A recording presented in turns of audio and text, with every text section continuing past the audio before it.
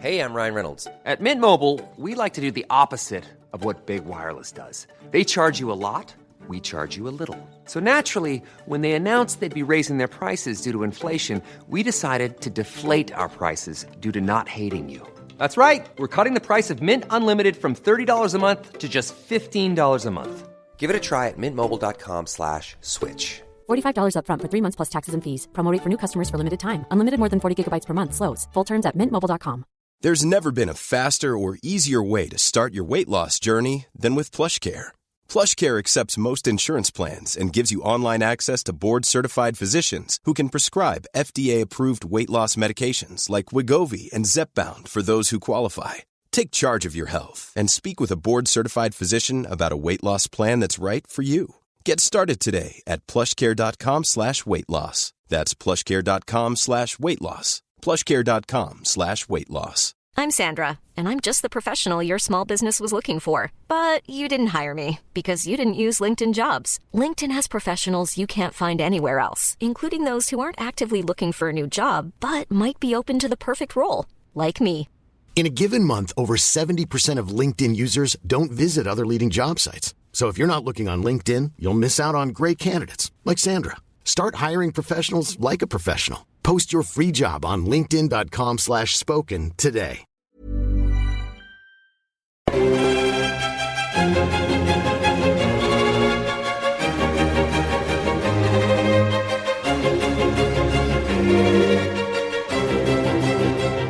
Hello and welcome to the Napoleon Assist. We are back for the second installment of Napoleon's Greatest Battle. And I am joined by three brilliant people, all of whom have featured on the Napoleon Assist before. So it's a pleasure to welcome back some people who are rapidly becoming staples of this podcast. I'm joined once again by Marcus Cribb, the manager of Absley House, and a regular commentator on the podcast History Hack, who also featured earlier this month in a debate with Luke Daly-Groves on Napoleon and his reputation. Marcus, how you doing? Hello, very well. Thanks for having me back. I really enjoyed the debate with Luke. Lots of new sides coming out of that. So, yeah, looking forward to this one, which is slightly different.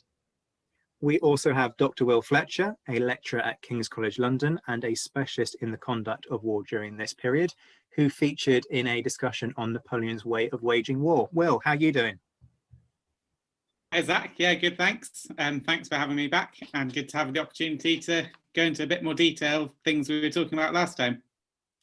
And finally, but by no means least, we are joined by Dr. Vanya Bellinger, a lecturer in defense studies at the United States Air Force, who is an expert on the work of Karl von Clausewitz and who featured prominently in the Waterloo Remembered series. Vanya, how are you? Doing good. Thanks for having me. No, it's always great to have you back. So, for those of you who didn't listen to the first installment, I firstly have to question what you were doing with your life to have not been following the Napoleon Assist and Napoleon Month religiously. But I'll overlook that and re-explain the agenda for you. Each of my guests will have 5 to 7 minutes in which to talk about one particular battle which they are championing as being Napoleon's greatest. It will be for them to put forward the case on why that battle specifically qualifies as the greatest and the criteria that they are using for that. I'll then ask some characteristically awkward questions as the host before we open it up to a cross discussion amongst my different panelists as we kind of probe how good or bad our selections have been. So let's start. Let's say ladies first. Vanya, what have you chosen as Napoleon's greatest battle? I have chosen the Battle of Arcole. That's November 15 to 17th, 1796. For the public mind, that's the battle where Napoleon is waving the flag.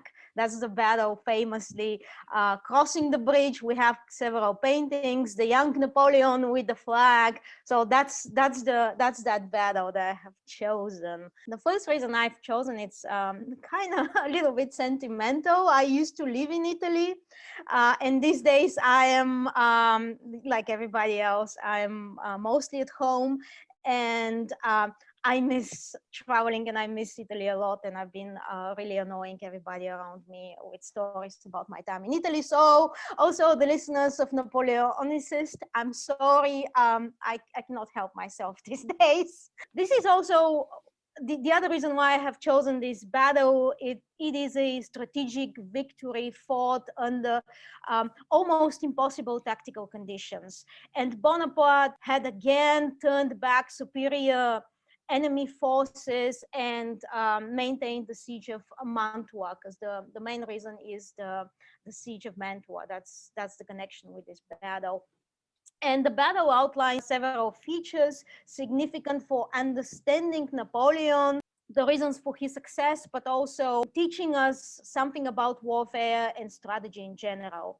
These are Napoleon's personal proactiveness and heroism, the role of secondary theater, Napoleon's approach seeking to separate and defeat coalition forces, and the role of iconography and propaganda in war.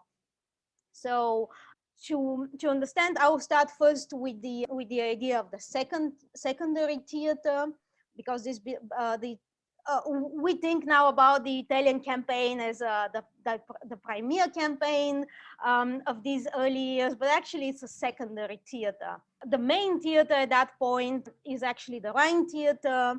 These are where the main French armies are, and also where the Austrian armies are. Napoleon gets like a small force. He's appointed in Italy, sort of to the underbelly of Austria, and he has something like 36,000 men, pretty bad conditions, but Napoleon pulls a couple of victories. We have Lodi and so on. The Piemontese are pretty early thrown out of the conflict, and he has to fight only the Austrians at that time. What he does, he takes the Austrians mainly gather in the garrison of Mantua. Mantua, even if you've been today, it's an amazing fortress to see. So the Austrians are actually in Mantua. Napoleon is around Mantua. And then for the Austrians, it becomes this really obsession to relieve Mantua.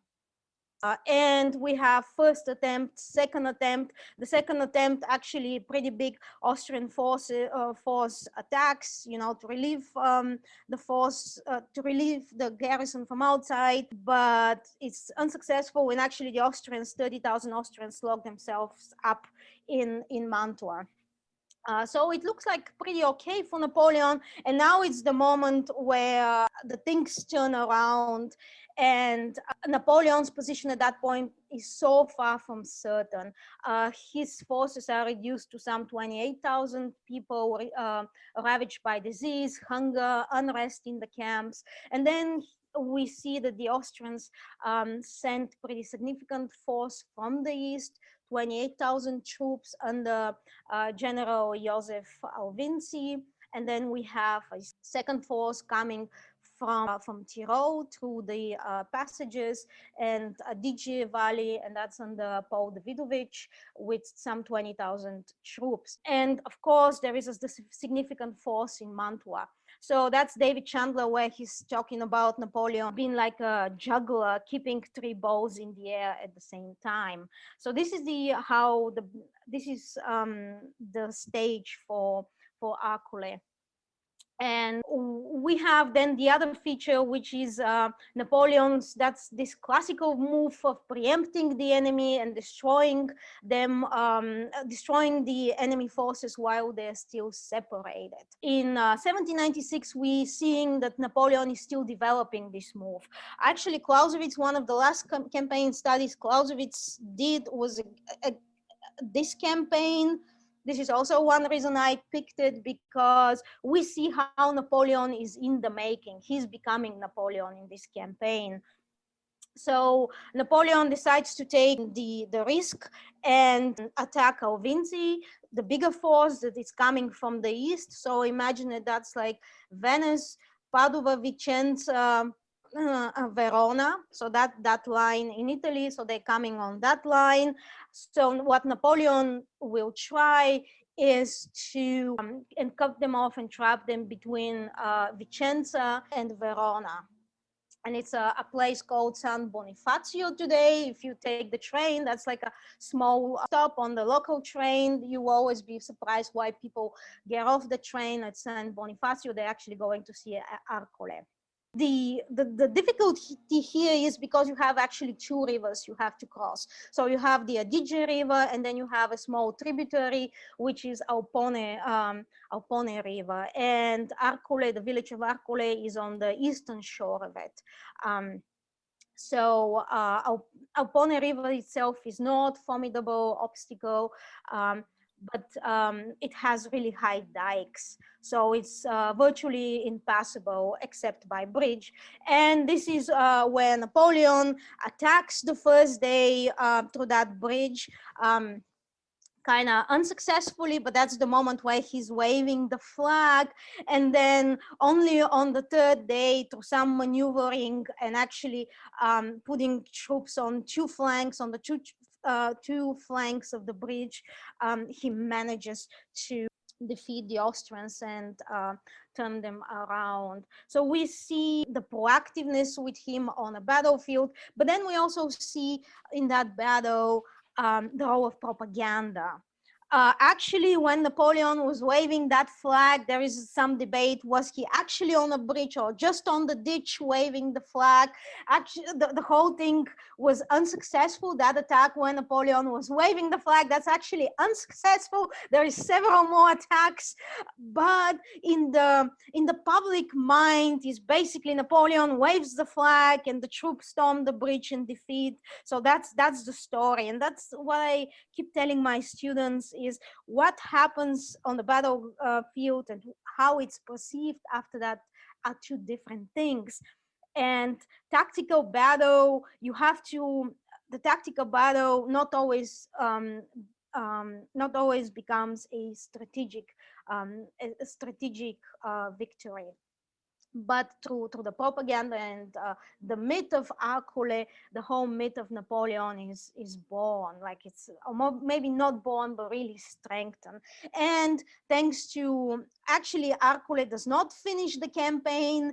The campaign continues, but the Austrians make several other mistakes, and this is why we don't Rivoli or the other battles of that campaign remember that much. Again, there is no these great pictures. We don't have these great paintings of Napoleon. So that's my pitch. Thanks very much. It's an interesting one to start off with as well.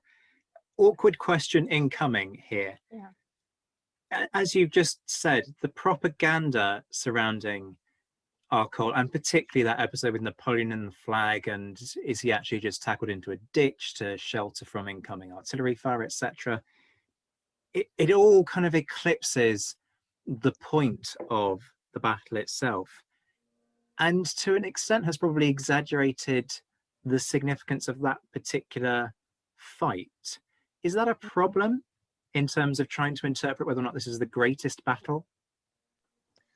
I mean, yes, maybe for many military historians that might be a problem, but okay, my background is also in journalism, so for me it's not. For me, this is part of the battle. This is the part of the what makes a great battle. It's like we have so many other battles that we think as decisive battles, but they're actually not. Like in military terms, they are not decisive battles, but it's what comes after that and how the battles change the narrative, change the perception of the people. It's not only the commanders on the field or the soldiers on the field, it's the larger population back home. Yes, so the point I wanted to make is that what makes a battle great is also the narrative. Of course, you have to have the reality on the ground. Facts have to be made on the ground, but in many ways, what makes a great battle is also the narrative after that. That's great. I think we will probably pick up on this in the follow-up discussion, but let's take it to somebody else now. Marcus, what have you chosen for your greatest battle? And I have to say, this is quite odd because you've now, as the person who's not particularly keen on Napoleon got to praise Napoleon. And I do worry that this is going to kind of cause such a bitter taste in your mouth that you're going to have some kind of adverse reaction. But take it away anyway. I know. I'm choking on my tea, but thanks for asking anyway. Yeah, it is difficult. Napoleon's greatest battle. Hence one of the reasons that I've gone with Toulon. Now, I can't ever admonish that Napoleon was a fantastic military commander, very capable, very, very dynamic, but I would stop short of just a genius, certainly. But at Toulon, we see that dynamism of a young, very young Napoleon. And if we're going to discuss great and legacy, then we see a little flavor of everything, both leading from the front, micromanaging, coming up with new ideas, having that dynamic energy, and a controversial ending, which does actually go into some atrocities, which, in my humble opinion, mires Napoleon's campaign throughout and is really Napoleon's legacy of slaughtering civilians and such like. So that's why I've gone with Toulon. Toulon, so it's a siege, so it's got a longer date, so it's the autumn from August to December 1793. And Napoleon himself says, "It was in Toulon my reputation began." A bit of background is the south of France, especially, but certainly some other areas in the Vendée, were far more loyalist, as they would call themselves, but royalists against the French Revolution.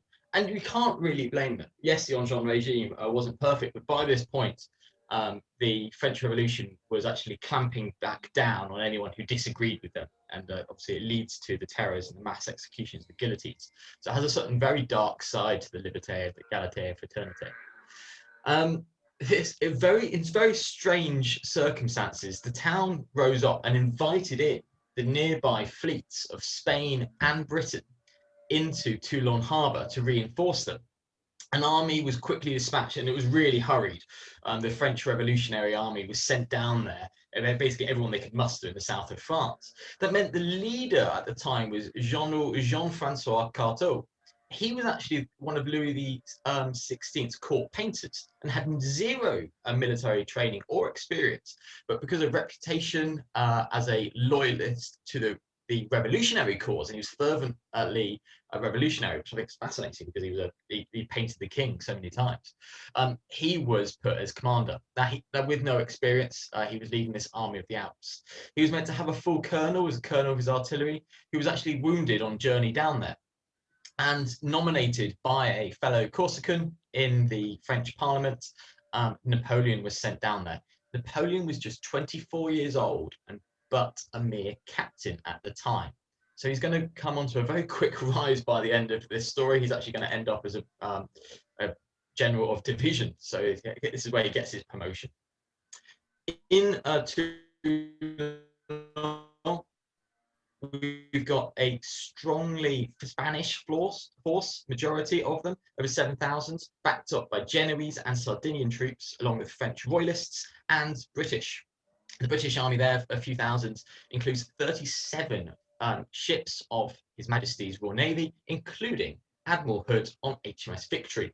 So if it all went very wrong, the Battle of Trafalgar would have been a very different story. HMS Victory, first rate ship, is there. The city soon put under siege, and a stranglehold is put across. The Allies, especially the British, have some outlying forts on a peninsula near La Seine. And these forts are huge bastions that dominate the harbour. If anyone captured these, they actually would be able to bombard the Allied and British ships in the harbour. And it's Napoleon that spots this as a weakness. Now, he advocates for a very quick, decisive, early attack onto these positions. There's a redoubt on the landward side of these two forts. And if he storms in, basically he says that we can hot shots, which is where you red heat cannonballs to set fire to wooden ships into the harbour. He advocates this position, and the commander, General Carteau, the painter, is very cautious, and so he only sends in 400 men to do this storming, where Napoleon asks for several thousand.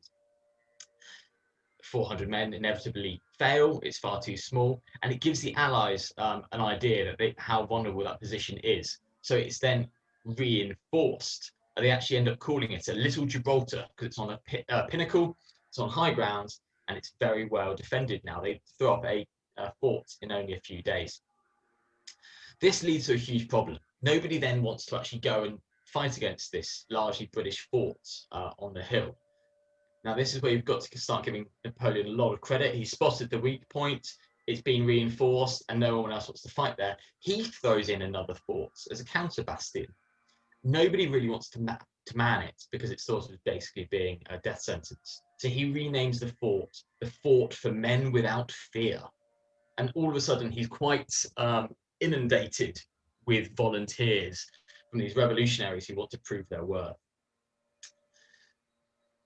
He then leads the attacks onto that, but the British counter the initial assaults and actually managed to get out and spike the French guns. So it is actually unsuccessful initially. After a couple of weeks of waiting, in the middle of December, Napoleon actually is one of the leaders into the main assault onto this peninsula. He's in the second wave. He's certainly not the most senior commander at this point. Even people who come into his later campaigns, such as Marshal Victor, as he later becomes, are actually leading battalions. He rides in on a horse. I'm not sure it's the wisest decision. And in the dead of night, in heavy rain, which they thought would stop the British guns, which works very effectively, and it ends up being hand-to-hand combat. He has his horse shot from under him, so it shows slightly unwise decision, and he ends up fighting hand-to-hand against a British sergeant who bayonets him through the thigh. Now, a couple of inches either way, it could have hit the main artery, and then how history would have been different. Slowly, the main stranglehold on the town actually closens in. Now, Napoleon plays a lot less of a role in this. He's been very dynamic in throwing up forts in only about 2 days, but now he has to convalesce because he's been wounded. In doing so, as the stranglehold comes in, the Allies realize that their position is untenable and they're going to evacuate the city. The Spanish and the British especially, they start burning and destroying their naval stores, especially their gunpowder. This starts to lead to a mass panic, and the French loyalist citizens decide to try to flee.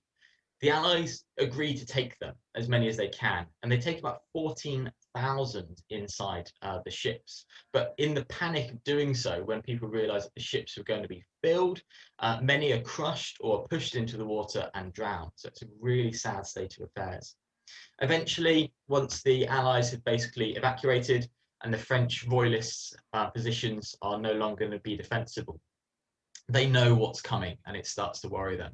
But the Revolutionary Army storms in, and almost immediately from that day and the next day, following about 10 days, executionary squads, summary executions, both public and in firing squads, are set up. About 200 civilians are killed, all of these unarmed, including women and old men. And around, it's hard to estimate these things, but around 1,000 of these defensive civilians are killed. Now, it's always said it's unclear how involved in these Napoleon was. So I'm just going to very quickly read from Sir Walter Scott at the end. He wrote a letter to the younger Robespierre, congratulating them and himself on the execution of these aristocrats, and he signed it Brutus Bonaparte sans culotte, which is a French revolutionary term without trousers. If he actually commanded this execution, he had a poor apology that he must do so himself or perish, and the fact the letter had been genuine.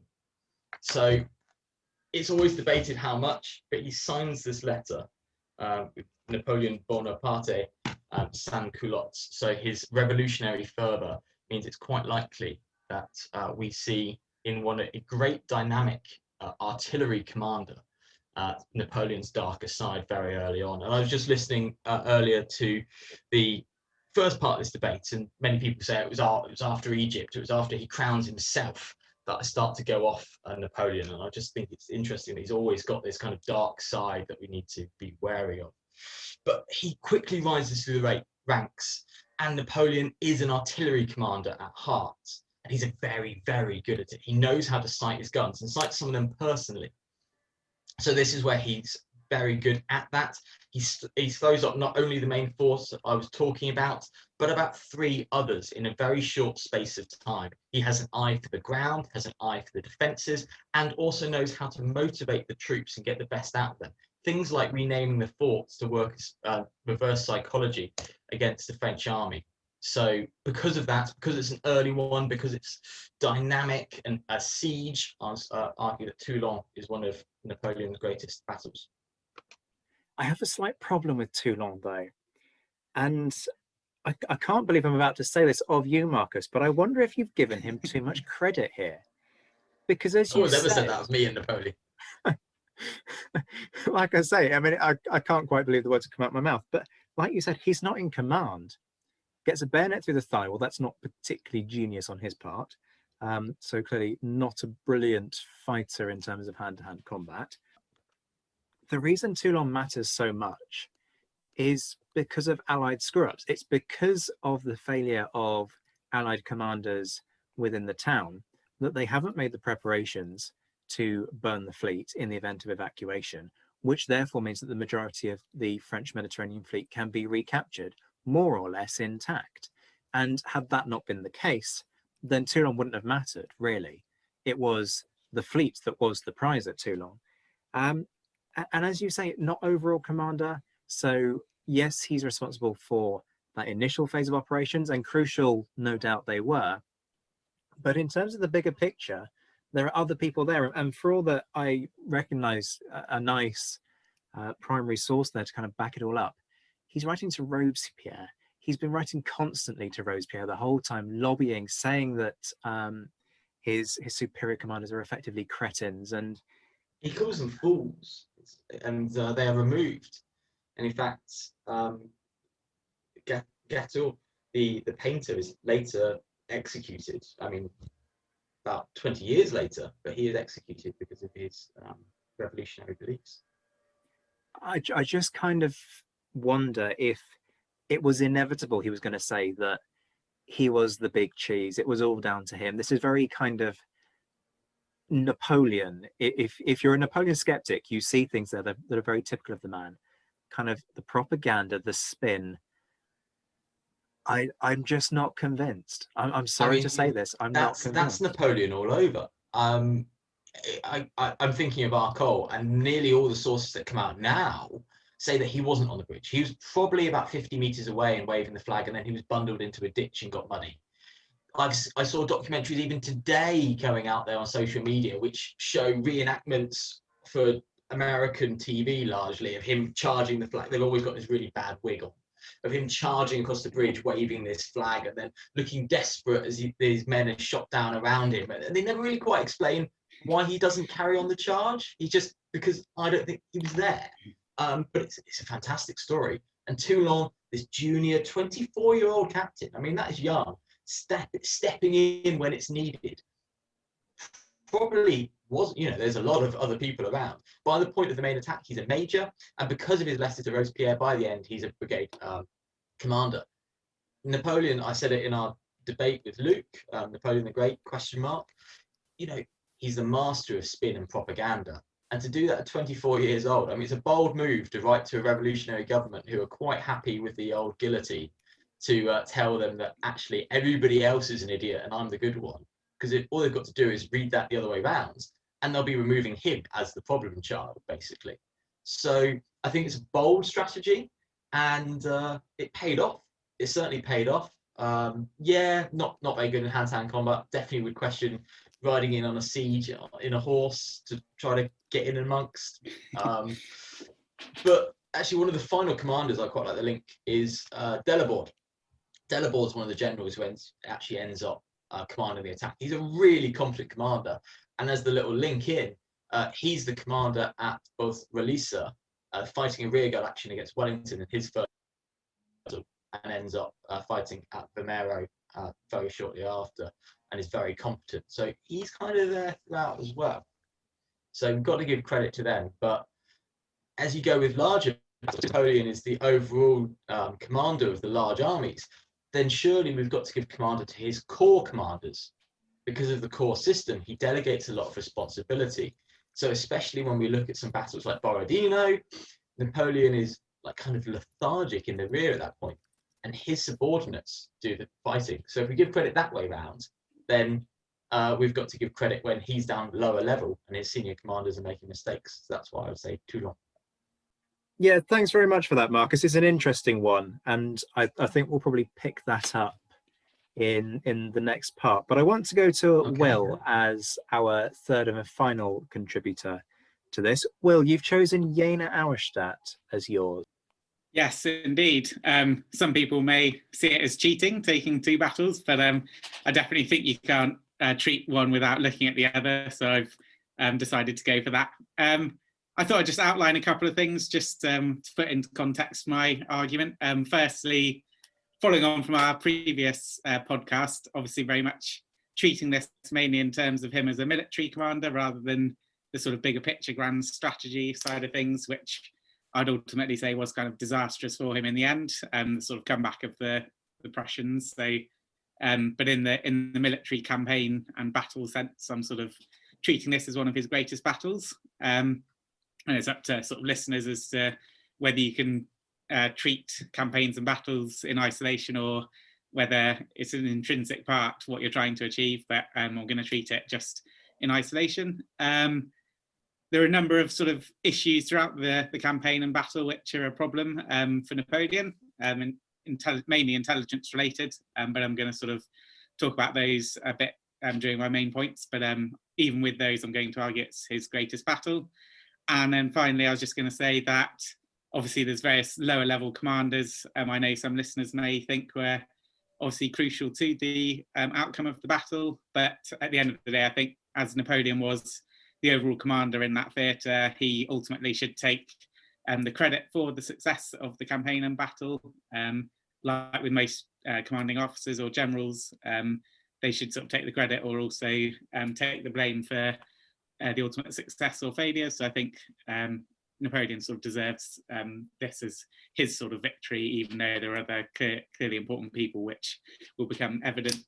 But overall, I think it's a great demonstration of Napoleon's operational art at perhaps its sort of apex or climax of his career.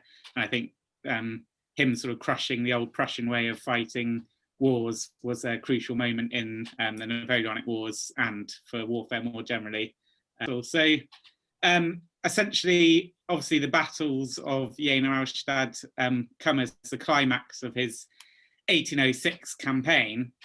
And I just wanted to sort of put that into a bit of context to really highlight why the battles are so important. So I'm going to take the campaign in sort of the three phases, with the battle as the middle phase. So firstly, the sort of advanced contact phase or the manoeuvre phase of the campaign. It's very interesting.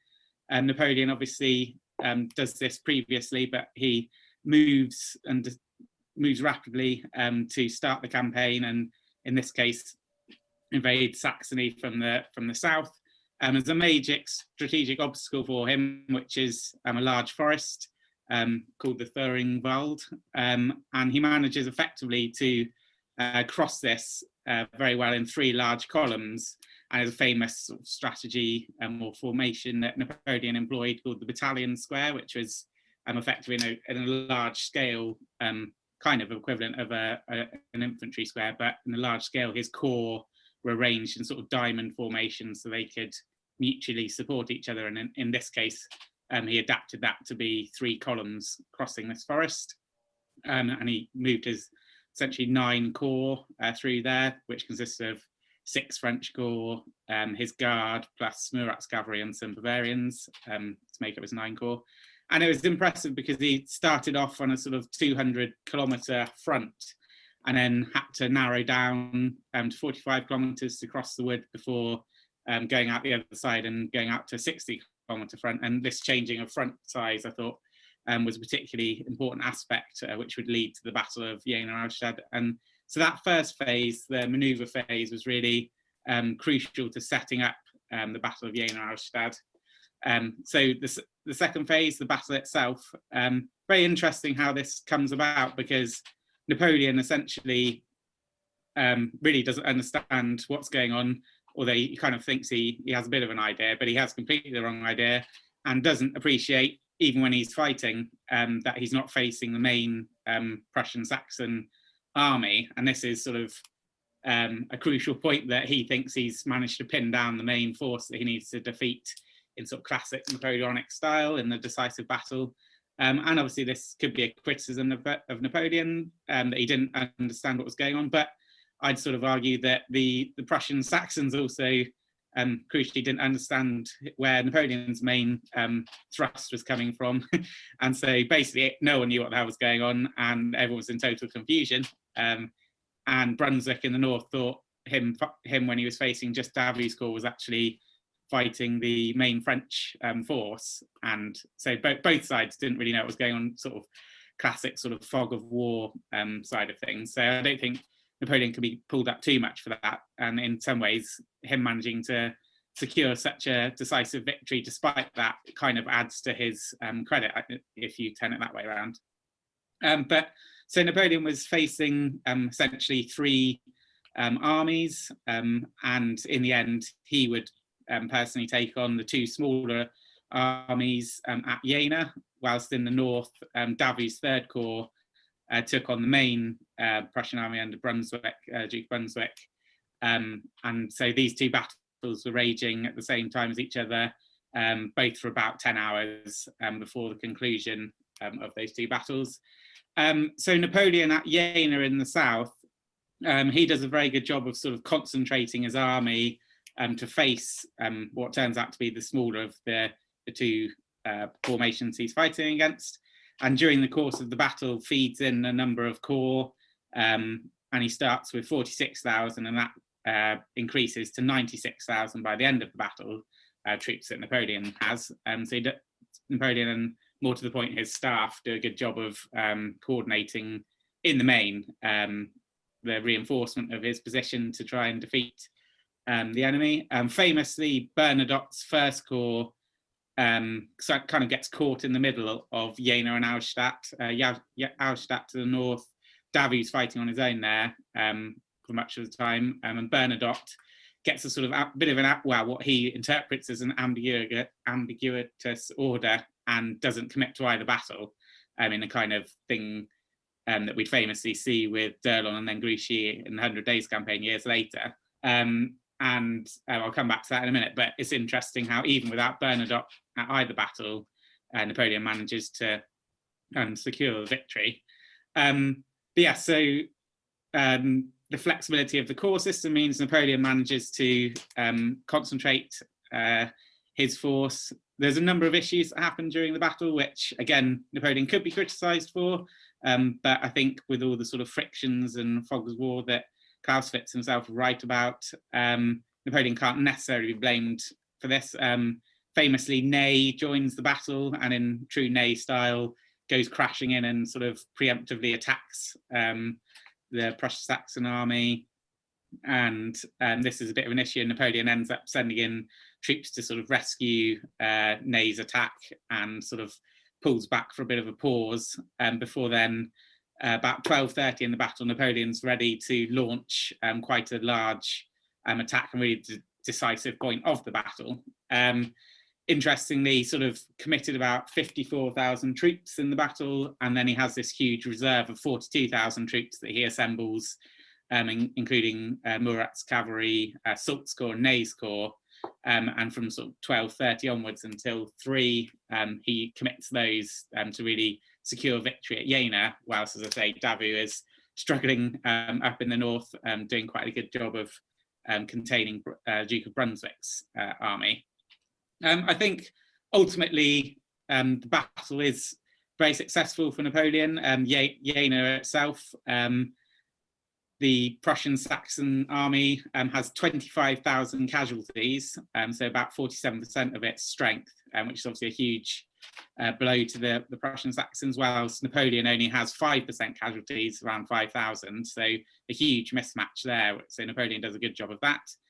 In the north, obviously at Auerstadt, it's much more powerful. The Prussians lose about 20%, and Davu loses about 26%. But in a way, that has to be done in order for Napoleon to fight his own contained battle with Davout holding off the Duke of Brunswick. So overall, this sort of the operational flexibility of the corps system means that Napoleon can fight his classic concentrated decisive battle in the south, even though it's a much smaller force. And this really decides the matter, even though it's not the biggest army, but the crushing defeat really sends the Prussians into retreat to the north.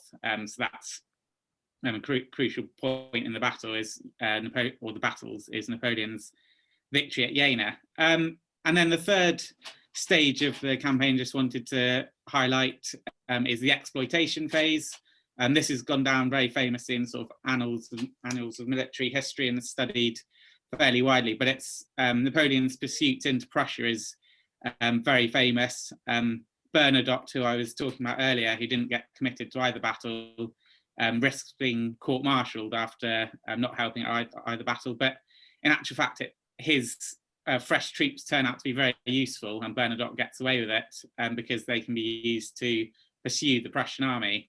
And Napoleon's exploitation of the battle is a key aspect of why this was so successful, because he's sort of relentless in pushing his French army, the Grand Army north, chasing down the Prussians, and it essentially leads to around 125,000 total loss to the Prussians when they were operating with around 160,000 in Saxony for the campaign. So a huge numerical defeat on the Prussians.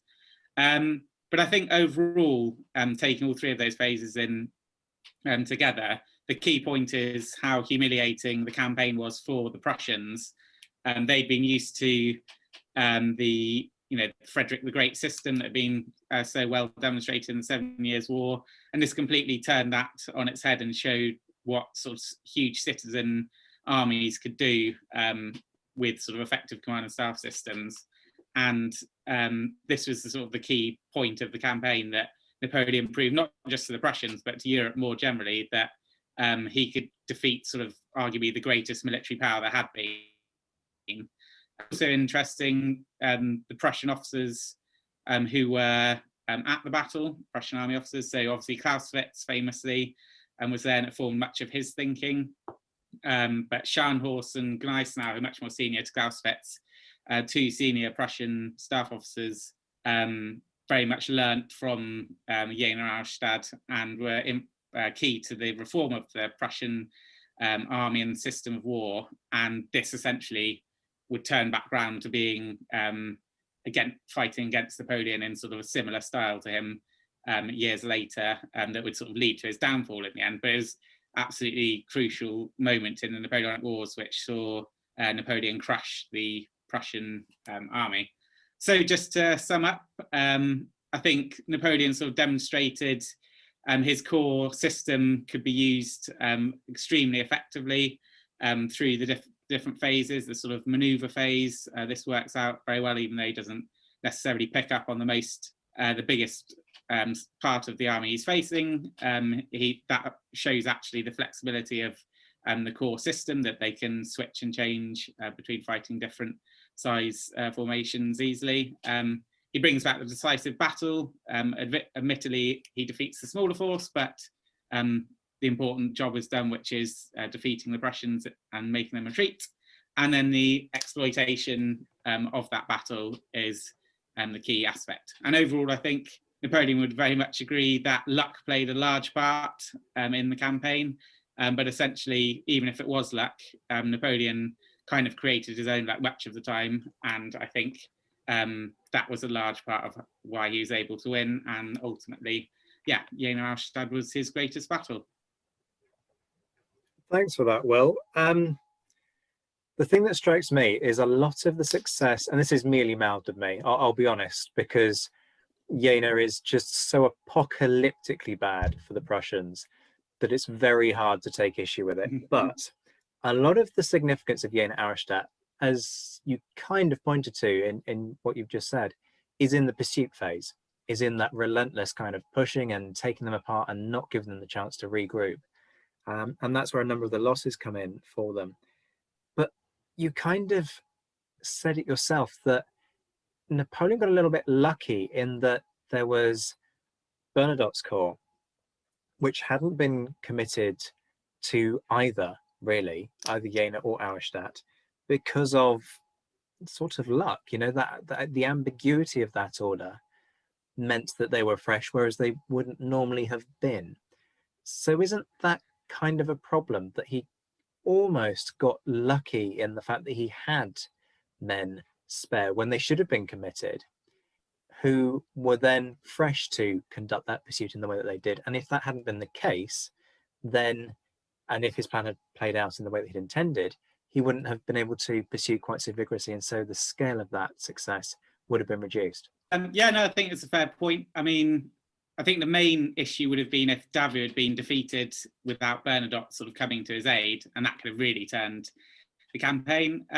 In terms of the following up, I mean, it's a difficult one to argue whether his army would have been able to, because essentially the rest of his army were soon sort of on the move and moving into Prussia, and all had to themselves take part in that exploitation and pursuit. So I don't think it would have made a huge difference, but it was just in that initial phase, it was very useful having Bernadotte fresh. Napoleon did actually manage to keep his guard fairly fresh, so that would have been something he could have potentially thrown straight in. And they were sort of really frustrated at Jena not to be called on to sort of make the decisive movement in the battle.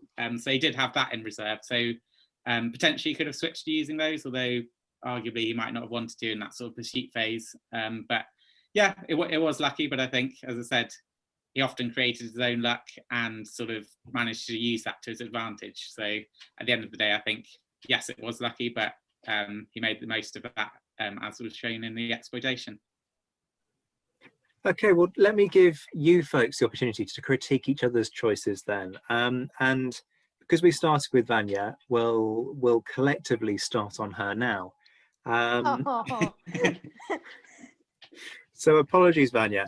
I'm going to throw it over to you two, Will and Marcus. What are your thoughts on Arcole and whether or not it classifies as a greatest battle?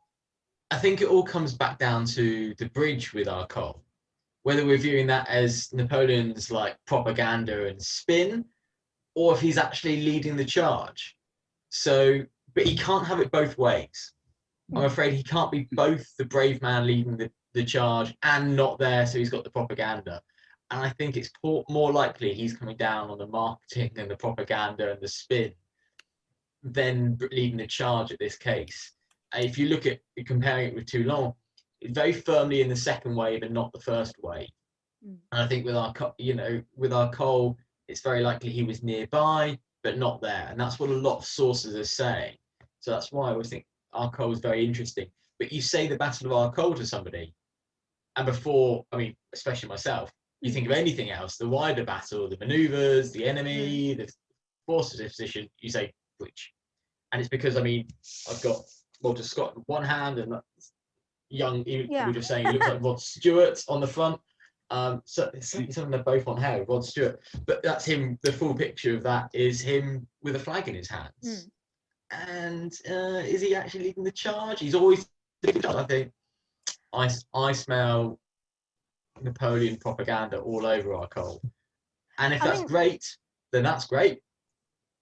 I think in a way that whole episode with the flag is like it's not actually the most important moment of the battle. That's actually after that it sees on that, because actually the first day, the second day, they keep attacking that bridge with enormous casualties and so on. And actually on the third day, kind of Napoleon finally smarts and come with a real plan, which is not only attack that bridge. It's again, I mean, Massena was there, so he will go through Saint Bonifacio, so on the left flank,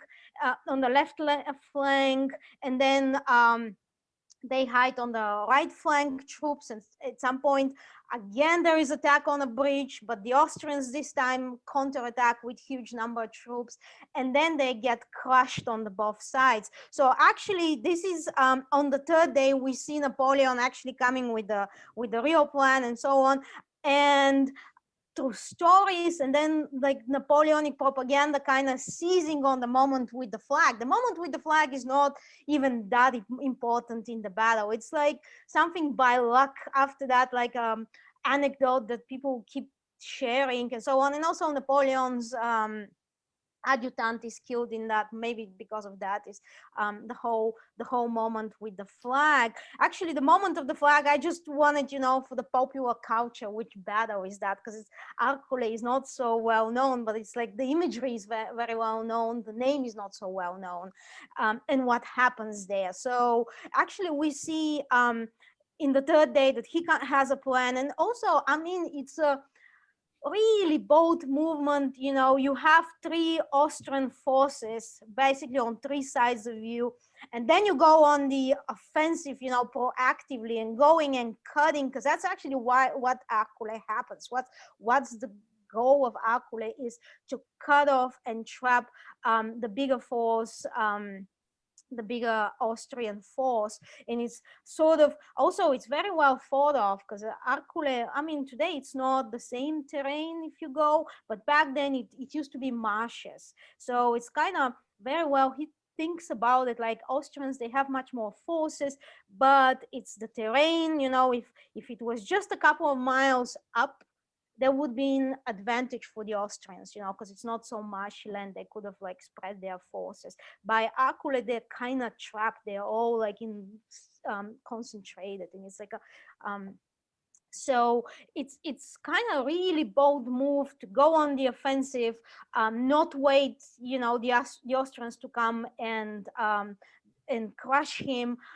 It's very well thought of, the terrain. It's a difficult terrain also for Napoleon. Like, they have to build those pontoon bridges first to cross a Dige river, then they have the second crossing, so it's not easy, marshes and so on. But you see these workings, even if the first 2 days on the ground the plan is not so great. It's on the third day Napoleon finally finds his mojo and creates the realities on the ground. Arcole is real strategic. It is a strategic victory, because the Austrians coming from the east, they have to retreat. The ones from the south, they finally coming from the north, they finally decide to attack, but they are not so they're successful. But then when they realize that the force from the east has been repelled, they also withdraw. And then Mantua, the commander in Mantua, like on a couple of days later, decides also to attack, like really late, because you have this lack of information. Like, they're not so they're not well coordinated. But yeah, it basically the Austrian force after that is never the same. They try a couple of times, but it's never the same. Well, yeah, I mean, I was going to go on a sort of similar line to Marcus, but I guess I'd sort of think, the whole flag thing, whether it's a myth or not, I mean, at the end of the day, it doesn't really matter because everyone remembers it. But that's definitely, in my view, strong leadership. I just wonder, as a sort of military commander, obviously leadership is a key aspect of command, but just what other attributes he sort of shows, other than sort of strong leadership or bravery in the battle, what that make him stand out as a good commander, and this therefore being a key battle. What sort of more overall as a military commander does Napoleon demonstrate here at the battle that makes it a great battle? Well, it's taking the action to, I mean, this proactiveness, the decision to counterattack, to move on the Austrians before they attack him. I mean, Verona, if you go today, Verona, okay, some of the fortresses are not, like the installations are not there, but like Napoleon could have actually hit in Verona. Like, he could have hold out in Verona for some time, but that's actually, there was no strategic advantages for him, just basically minus just holding there. So you see that he's like proactive. He decides to bring the war to the enemy. And also we have to think about, he has something like 18 thousand troops going to Arcole. He had to leave some troops in Mantua. He had to leave some troops in Verona. The troops before that, actually, it's a really bad situation. They are starving. They are decimated by diseases. There are unrests in the camps. They actually have to put unrests in the camp. And somehow Napoleon managed to hold that army together, marches it through the marshes of northern Italy, and actually makes them attack that bridge over and over and over again, because that bridge is attacked so many times. Like, it's just blows your mind when you see the bridge. Well, now it's not anymore a wooden bridge, but it's still kind of narrow, and you're like, oh my God, I cannot imagine somebody inspiring and still pressing on that bridge. So it takes something to be so good. Okay, let's turn the tables on Marcus now.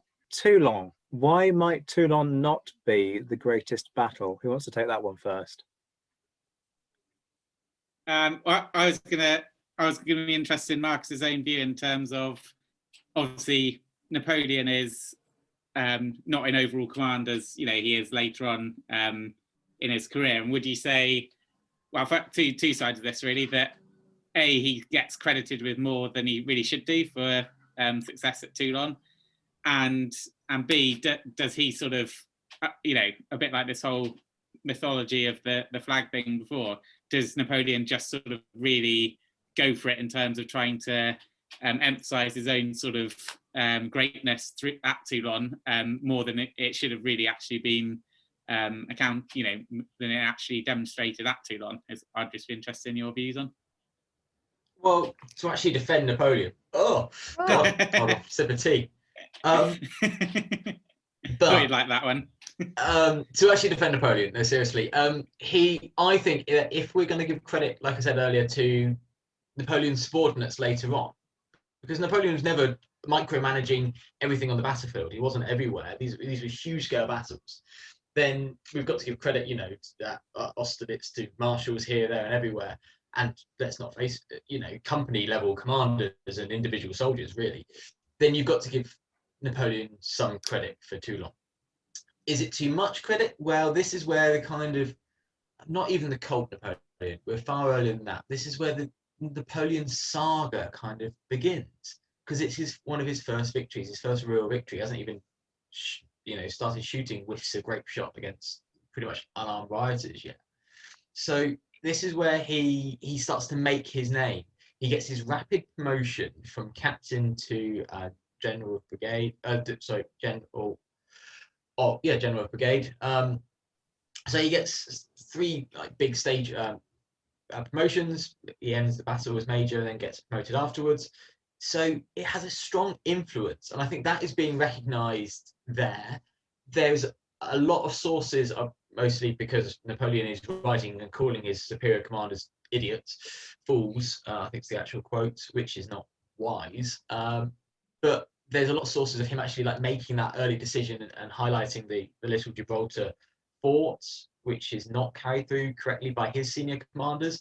So I think it's fair to give him quite a bit of credit actually for Toulon. Now the final attack, not so much. And then the aftermath and the massacres, that's mixed, but there's certainly he's trying to take credit for it. So it's a very strange thing. So it's a real mixed bag, Toulon, but he's certainly showing his ability as an artillery commander, which is what he's meant to be down there doing. He's meant to be posted there as the head of artillery, and he's seeing that his overall commander is a painter, a court painter with very little military experience. So it's a difficult one, but I think it's one of the more interesting ones because you've got the revolutionary politics in there as well, a very mixed bag of allies, the fleet element, but Napoleon getting the eye for ground and knowing where's the upper hand early on is certainly giving him good credit as a military commander that is showing some great ability. Vanya? So to seize up on the political side, I mean, can we say based on that battle that in a way we see here a little bit different side of Napoleon, because we usually see him great tactician or so on, but like we see here, he's not such a great tactician, not great on that side, but he actually has the nose for the political side, for the greater, to see in the bigger picture. That battle is like where we see him, that makes a great battle because he has this understanding for the bigger picture. Yeah, the French Revolution is a time where people could join the army, be elected to be their company captain within weeks. And then you'll see it lots if you follow lots of Napoleon's marshals. But it wasn't Napoleon that's making them generals. They are from captain to a staff general in like 1 or 2 years because they've shown some ability. So I think Napoleon's got a nose for ambition, but he's also got a sense that this is an opportunity. It's his first command, and he's not going down there as a battery commander. He's going down there as a captain in command of all the artillery. There's a lot of guns. I think like about 200 French guns. So this should be commanded by effectively a general. It was meant to be a colonel when he was injured en route. So he's got the ability that if he proves himself then, and yes, they say he's got that nose. He's sending letters directly to Robespierre, which is beyond bold. But yeah, it could have backfired. And I think that's where it would have been interesting that Robespierre could have ordered, I think, him to go, actually, we'll remove you from command, not necessarily guillotine. And or, you know, leading the second wave an inch to the left and right, and we probably would have saved 5 million lives in the later Napoleonic Wars because Napoleon would have bled out. So it's a fascinating what if. But yeah, like you say, he's got this nose for politics that he's sniffing around, and he does it really well. So that's another way you can give him credit, that he gets this very quick promotions during and afterwards too. So yeah, it's a good move. Okay, let's turn this on Will then. Last of all, let's direct the artillery barrage onto Dr. Fletcher here. Who wants to start off with this one? I always think about Jena-Auerstadt, not as much as Napoleonic victory. And I'm like, here you see my, I'm partial to the Prussians and Clausewitz and so on, but I see it as a Prusso-Saxon screw up, major screw up, because we have like, okay, Clausewitz has one text, you know, Nachrichten von Preußen in ihren größten Katastrophe, about Prussia in its worst catastrophe and so on, where he says like, well, we could have actually won, you know, so if it was full mobilization, because we know there is like one corps in Prussia, in province of Prussia is not coming, and if there was no like 3 chief of staffs and 4 commanders and all the other things, did Napoleon actually won Jena-Auerstadt, or the Prussians and Saxons lost it? Yeah, no, I think that's a very good point. And like, you know, below the radar of what I was saying, it from my point of view, that yeah, the Prussian-Saxon command and staff system is just absolutely horrendous, and it's this that leads to the reform of it, which is so important. And I think, yes, I think there is a case to be said that, I mean, they obviously did lose it, but also Napoleon, there's a number of points where he really didn't know what was going on, or made sort of small mistakes, or his subordinates made mistakes. I mean, I think overall, they're both basically facing a very difficult situation, which was you know, full of confusion, and both sides had command and staff issues that went fairly drastically wrong. And I think overall, it's going to be obviously a combination of both. The Saxons and Prussians lost it, but Napoleon did the better job, or his army did the better job, and his command and staff system did a better job of overcoming the sort of frictions of war that Clausewitz would obviously write about. So I think, yeah, there's obviously a case for who lost or who won, but I think is a bit of each at the end of the day. But good point. I mean, I would have asked something very similar. I think it was Napoleon who said when he saw the Prussians in 1813 that, oh my God, these men have learned something. And here we've got in 1806 a Prussian army that pre-reforms, they haven't learned so much. Yeah, I would slightly question how much in Auerstadt Napoleon was involved. Again, it's delegation, and at Jena, maybe he's got the numbers on his side already. But otherwise, I think Vanya asked the kind of question that I would have said, that it seemed more like a Prussian screw-up, I think was her quote. So, yes. Yeah, no, I mean, it's how you take it, isn't it, about Auerstadt in terms of whether it's Napoleon's or not. But I definitely think his army was operating as one, and Davout did a very good job on behalf of Napoleon, but he clearly understood Napoleon's intent of what to do if you were caught on your own. So I think, in that sense, he wasn't just acting on his own, he was acting for Napoleon in close proximity to him. So definitely Napoleon's sort of responsible for Auerstadt as well. Brilliant. Well, Vanya, Will, Marcus, this has been another great discussion. I'm sure our listeners will have enjoyed it just as much as I have. Thank you very much for joining me for the second part of Napoleon's Greatest Battle. That was Marcus Cribb, Vanya Bellinger and Will Fletcher joining me for the second part of Napoleon's Greatest Battle. The opinions expressed by Vanya Bellinger in this interview are her own and do not represent the views of the United States government, the Department of Defense, and the Department of the US Air Force. You can follow Vanya on Twitter at VanyaEF, and her book, Marie von Clausewitz, The Woman Behind the Making of Our War, is available online now. You can follow Will on Twitter at 1815Fletcher, and Marcus at mcribhistory.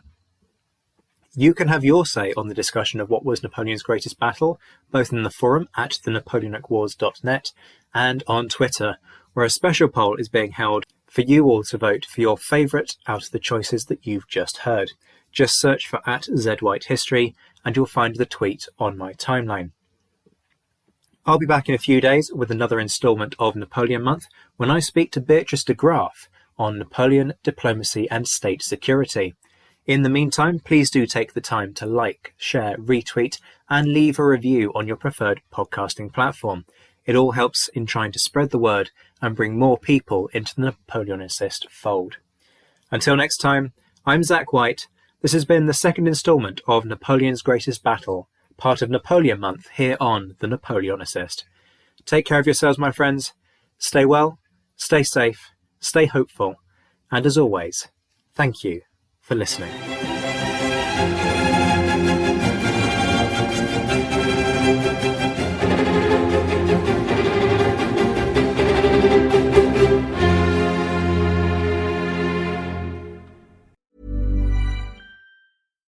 Hi, I'm Daniel, founder of Pretty Litter. Cats and cat owners deserve better than any old-fashioned litter. That's why I teamed up with scientists and veterinarians to create Pretty Litter. Its innovative crystal formula has superior odor control and weighs up to 80% less than clay litter. Pretty Litter even monitors health by changing colors to help detect early signs of potential illness. It's the world's smartest kitty litter. Go to prettylitter.com and use code ACAST for 20% off your first order and a free cat toy. Terms and conditions apply. See site for details. The secret to summer-ready skin is here. Osea's #1 best-selling Undaria Algae Body Oil, clinically proven to instantly improve skin elasticity and transform dry skin to silky, soft, and unbelievably glowing. Its signature scent of freshly squeezed grapefruit, cypress, and mango mandarin transports you to sun-kissed summer days. Get healthy, glowing skin for summer with clean, vegan skincare from Osea. Get 10% off your first order site-wide with code GLOW at OseaMalibu.com.